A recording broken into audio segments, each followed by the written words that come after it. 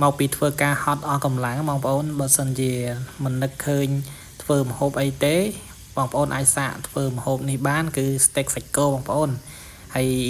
ងាយលឿនឆាប់បានញ៉ាំផងដែរបងប្អូន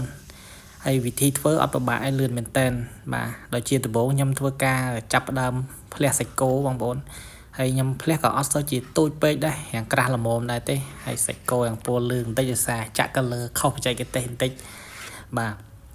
ក្រោយពីផ្លះសាច់គោរួចហើយក៏ខ្ញុំចាប់ផ្ដើមដាក់អាមេរិកមកយើងមានអាមេរិកបុកគឺឆ្ងាញ់បងប្អូនអាមេរិកកពតណាប៉ុន្តែខ្ញុំអត់មានគឺបញ្ញាប់ដែរដល់ពេលអញ្ចឹងទៅដាក់អាមេរិកហើយយើងទិញមកពីផ្សារស្រាប់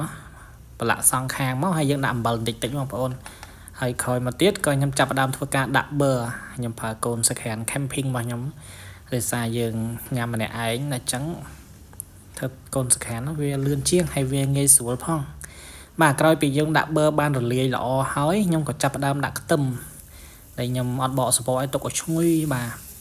ក្រោយពីធ្វើការដាក់ខ្ទឹមហាងឈ្ងុយល្អហើយខ្ញុំចាប់ផ្ដើមធ្វើការដាក់សាច់គោហើយបន្លែទៀតសោតបងប្អូនបើសិនជាចូលចិត្តអីដាក់ហ្នឹងទៅប៉ុន្តែខ្ញុំចូលចិត្តប្រូកូលីច្រើនជាងដោយសារវាមានវីតាមីនច្រើនជួយដល់សុខភាពយើងហើយយើងសាច់គោបើសិនជាបងប្អូនចូលចិត្តឆ្អិនតា 20% 30% ក៏បានដែរប៉ុន្តែខ្ញុំមិនយកឆ្អិនប្រហែលជា 50% ដោយសារអត់សូវប៉ាកែញ៉ាំឆៅពេកបងប្អូនបាទហើយប្រូកូលីដូចគ្នាដែរបងប្អូនបើសិនជាចង់ឲ្យឆ្អិនបន្តិចក៏បានហើយសពបក៏បានដែរហើយ steak សាច់គោទៀតសោតវាអត់មានអីចោលពីរូបមន្តជ្រលក់សាច់ទឹកជ្រលក់យើងណាគឺអត់ចោលទេទឹកម្រេចគឺថាត្រូវ